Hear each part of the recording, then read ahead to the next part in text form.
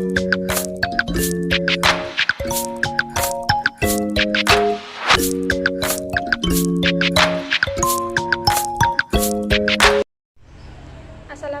warahmatullahi wabarakatuh. Perkenalkan, nama saya Ayu Hasari dari Prodi Perbankan Syariah kelas B, NIM 203830222008. Di sini saya akan menjelaskan mengenai qiyas sebagai sumber hukum Islam. Namun sebelumnya, pertama-tama saya panjatkan puji syukur saya kepada Allah Subhanahu wa Ta'ala yang telah memberikan rahmatnya sehingga saya dapat melaksanakan UAS pada semester ini. Dan tidak lupa juga semoga sholawat serta salam tetap tercurah limpahkan kepada junjungan kita Nabi besar Muhammad SAW. Mengenai qiyas, qiyas secara bahasa memiliki arti sebagai tindakan mengukur sesuatu atas sesuatu lainnya dan kemudian disamakan. Sedangkan secara istilah, qiyas diartikan sebagai menetapkan hukum terhadap suatu perbuatan yang belum ada ketentuannya dan didasarkan pada sesuatu yang sudah ada ketentuannya. Pengertian qiyas ini dari para ahli cukup beragam. Saya beri contoh dari Muhammad Abdul Ghani Al-Baikuni. Muhammad Abdul Ghani Al-Baikuni menjelaskan bahwa qiyas merupakan hubungan suatu persoalan yang tidak ada ketentuan hukumnya di dalam nas dengan sesuatu persoalan yang telah disebutkan oleh nas. Karena keduanya terdapat pertautan atau hubungan dan hukumnya adalah ilat. Secara umum, qiyas ini dibagi menjadi 3. Yang pertama yaitu qiyas ilat, yakni jenis qiyas yang sudah ada atau sudah jelas ilat dari kedua persoalan yang dibandingkan atau diukur, sehingga baik masalah pokok maupun cabang sudah jelas ilatnya, sehingga para ulama secara mutlak akan sepakat mengenai hukum dari suatu yang sedang dibandingkan dan diukur tadi. Misalnya, saya beri contoh mengenai buah anggur.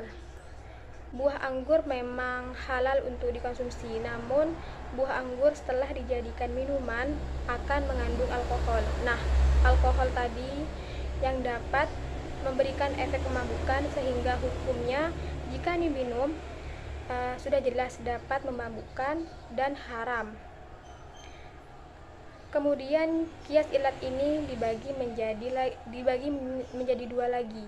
Yang pertama yaitu qiyas jali. Qiyas jali yakni qiyas ilat suatu persoalan bisa ditentukan nasnya dan bisa ditarik kesimpulan nasnya, namun bisa juga sebaliknya. Misalkan ada persoalan larangan yaitu menyakiti kedua orang tua dengan perkataan kasar. Perbuatan tersebut dilarang oleh agama sehingga setiap anak diharuskan untuk menjaga lisan maupun perbuatan di hadapan orang tua agar tiada menyakiti hati mereka. Kemudian cabang dari qiyas ilat yang kedua yaitu qiyas kafi, yaitu jenis qiyas yang ilat suatu persoalan diambil dari ilat masalah pokok. Jadi jika hukum asal atau persoalan umumnya adalah haram, maka persoalan yang menjadi cabang pokok tersebut juga haram. Demikian juga sebaliknya. Saya beri contoh dari qiyas ini, yaitu hukum membunuh manusia baik dengan benda ringan maupun benda tajam, di mana hukum keduanya adalah haram atau dilarang. Sebab membunuh adalah kejahatan sekaligus dosa karena mendahului kehendak Allah Subhanahu wa Ta'ala dalam menentukan umur makhluk hidup di dunia. Kemudian lanjut pada jenis qiyas yang kedua yaitu qiyas dalalah. Jenis qiyas ini yaitu menunjukkan kepada hukum berdasarkan dalil ilat. Bisa juga diartikan sebagai qiyas yang diterapkan dengan cara mempertemukan pokok dengan cabang berdasarkan dalil ilat tadi. Contohnya yaitu saya beri contoh, misal mengkiaskan nabis dengan arak, di mana dasarnya adalah sama-sama mengeluarkan bau yang terdapat pada minuman memabukkan, yaitu seperti bau alkohol atau lainnya yang dapat memabukkan. Dan yang ketiga yaitu kias sabah. Jenis kias ini mempertemukan antara cabang dengan pokok persoalan hanya untuk penyerupaan.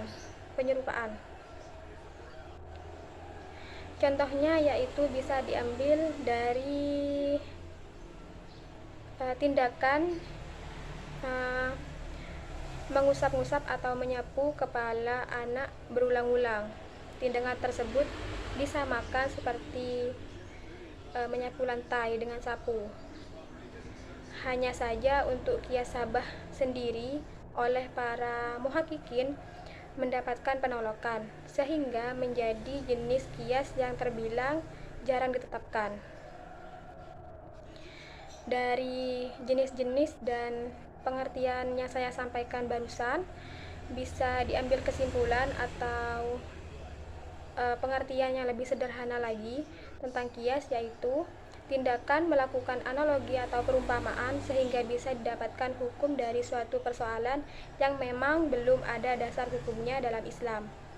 Segala sesuatu yang tidak ada dalam Al-Quran dan Al-Hadis dan tidak pernah terjadi pada zaman Nabi, kemudian ditentukan hukumnya dengan kias, sehingga menjadi jelas apakah persoalan tersebut diperbolehkan atau tidak diperbolehkan. Saya beri contoh satu kali lagi tentang kias, yaitu yang lebih umum contohnya ya, seperti narkotika. Narkotika tidak ada dan tidak disebutkan dalam Al-Quran dan Al-Hadis, dan juga di zaman Nabi Muhammad SAW belum ada yang namanya narkotika. Jadi para ahli ijtihad kemudian menganalogikan narkotika ini sebagai khamar atau minuman yang memabukkan, sebab sifat atau efek dari konsumsi narkotika ini sama, bahkan lebih bahaya dibandingkan minuman memabukkan tadi, sehingga dapat ditarik kesimpulan bahwa narkotika hukumnya haram. Sekian dari saya, kurang lebihnya mohon maaf. Assalamualaikum warahmatullahi wabarakatuh.